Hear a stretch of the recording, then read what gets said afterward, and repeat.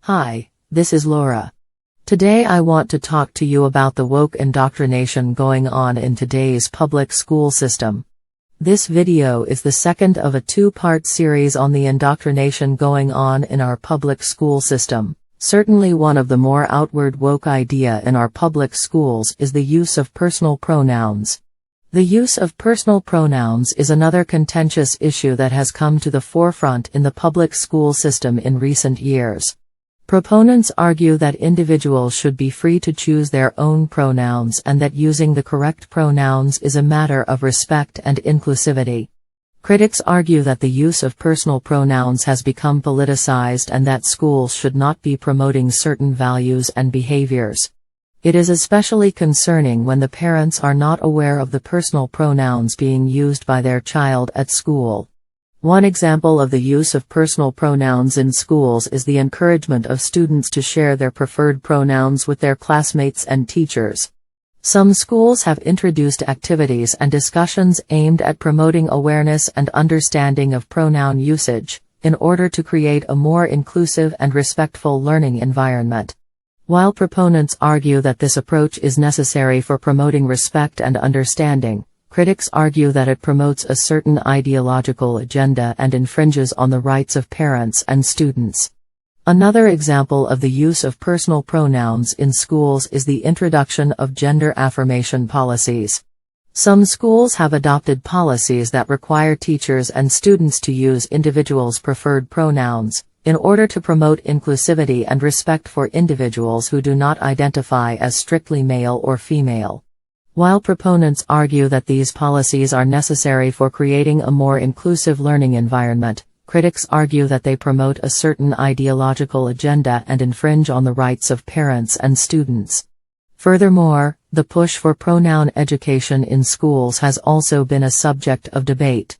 Some schools have introduced lessons on pronoun usage, aimed at promoting awareness and understanding of gender identity and expression.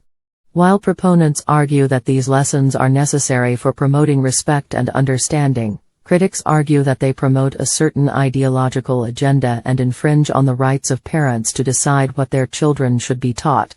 Overall, the use of personal pronouns in the public school system is a contentious issue that has sparked passionate debate and controversy. While proponents argue that using the correct pronouns is a matter of respect and inclusivity, critics argue that the use of personal pronouns has become politicized and that schools should not be promoting certain values and behaviors. Unfortunately, students wanting to be accepted may adopt a personal pronoun in order to be accepted by their classmates, not because they feel that way. So who are the organizations that are pushing this agenda in the public schools? The push for indoctrination in the public school system is not only coming from individual educators and administrators but also from various organizations and entities with their own agendas. These organizations often have significant influence and resources and are able to shape education policy and curricula to promote their own ideologies. One such organization is the federal government, which has been pushing for diversity, equity, and inclusion DEI initiatives in schools. The Department of Education under the Biden administration has issued guidance on promoting DEI in schools and has provided funding and support for schools that adopt DEI initiatives. While proponents argue that these initiatives are necessary for creating a more inclusive learning environment, critics argue that they promote certain values and behaviors that go against the beliefs of some parents and students. Another organization that has been pushing for indoctrination in schools is teachers' unions. Teachers' unions play a significant role in shaping education policy and curricula and often push for progressive ideals such as CRT, gender fluidity, and the use of personal pronouns. While proponents argue that teachers' unions are essential for protecting the rights and interests of educators, critics argue that they are promoting a certain ideological agenda and infringing on the rights of parents and students. Furthermore, advocacy groups and non-profit organizations also play a significant role in pushing for indoctrination in schools. These groups often have significant influence and resources, and are able to shape education policy and curricula to promote their own ideologies. Some of these organizations advocate for specific causes, such as LGBTQ rights, racial justice, or gender equality, and push for these issues to be incorporated into school curricula and programming. While proponents argue that these organizations are essential for promoting social justice and equity, critics argue that they are promoting a certain ideological agenda and infringing on the rights of parents and students. Overall, the role of organizations and entities in pushing for indoctrination in the public school system is a significant factor in the debate over education policy and curricula. These organizations often have significant influence and resources, and are able to shape education policy and curricula to promote their own ideologies. What are some of the real-life case studies and testimonials regarding these ideas? To illustrate the impact of indoctrination in the public school system, we provide case studies and testimonials from students, parents, and educators who have experienced these ideologies firsthand. These stories will shed light on the ways in which indoctrination has influenced teaching practices, curricula, and school policies, and the implications of these ideologies on education and society as a whole. The first case involves Sarah, a high school student, who shares her experience with CRT in her history class. She describes how her teacher introduced the concept of systemic racism and privilege and encouraged students to reflect on their own biases and actions. Sarah felt uncomfortable discussing these topics, as she felt that they were divisive and promoted a victim mentality. Despite her concerns, she felt pressure to conform to the teacher's narrative to avoid conflict.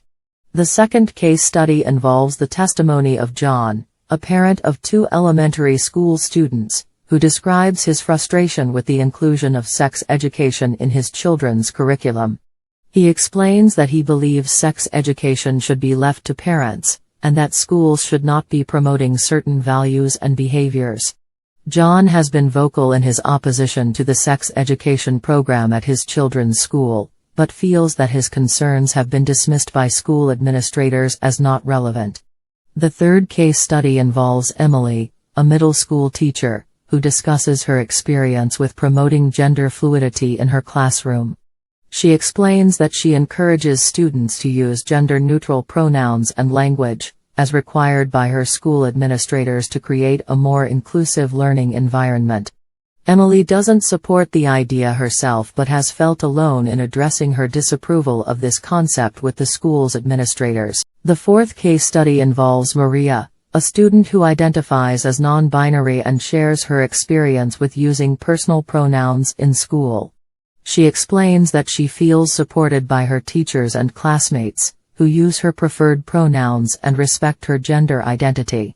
Maria, however, also indicates that her parents do not know that this is going on at school and doesn't want her parents to know about the pronouns that she is using. Her teacher also is hiding the use of these pronouns from her parents, so the parents do not have the opportunity to talk to their daughter about this. Because of this, her parents are not involved or have no input on this decision. These case studies and testimonials provide insight into the ways in which indoctrination is occurring in our public school systems. What has happened is that the federal government Department of Education and the teachers' unions have used the increase in funding by the local school boards to introduce many of these programs, which are replacing time spent in critical thinking and learning subjects to indoctrinate our kids. We encourage parents to get involved in their school systems to turn this tide. We also encourage parents, if they are able, to pull their students out of the public school system either to homeschool or a private school that isn't teaching these woke ideas. The future of our kids are too important. We already see the result of these ideas on our kids. Each year a larger and larger share of our Christian students are turning away from God and the Church as a result of the ideas being taught in our school system. In addition, student-led protests are increasing as these students are encouraged and sometimes ordered to participate in protests to get a better grade. These protests intend to tear down our political system and eventually implement a more communistic system. Older parents may recall when Gorbachev of the Soviet Union tore down the wall in Germany that he indicated that in the next 50 years, he saw the fall of the United States. We must all admit we are getting closer and closer to this happening each year. We are being destroyed from within. Most of our major institutions have been taken over by left-wing radicals and they are leading our country to destruction. Unless parents wake up soon, our education system will be controlled by these left-wing idealists whose goal is to destroy the United States. I hear many Christians say that they keep their kids in the public school system because their kids are evangelists.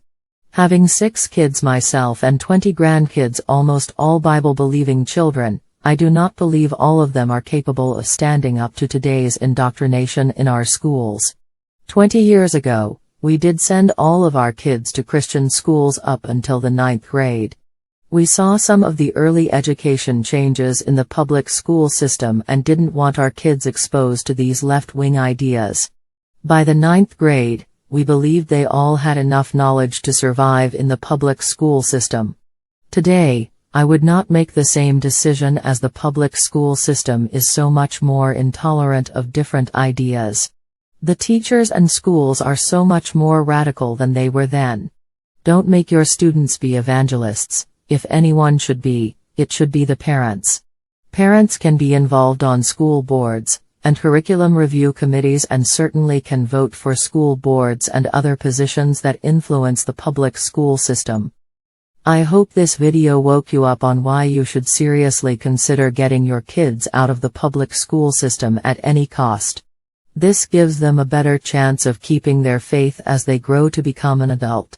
Unfortunately, by the time the kids are in high school, it is too late to make a difference.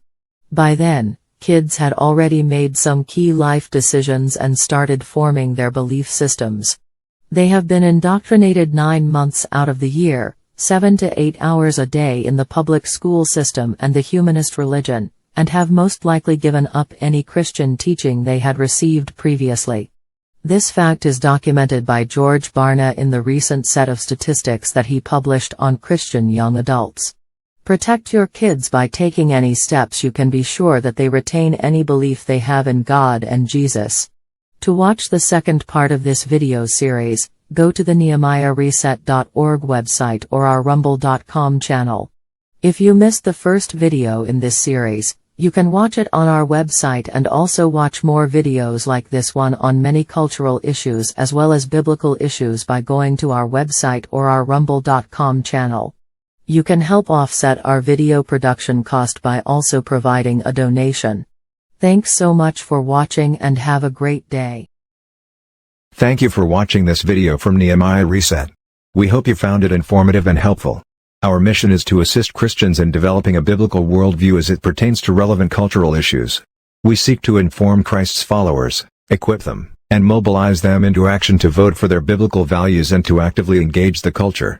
If you enjoyed this video, please like, share, and subscribe to our Rumble, YouTube and Facebook channels. You can also visit our website at NehemiahReset.org to learn more about our vision, our resources, and our upcoming events. Thank you for your support and God bless you.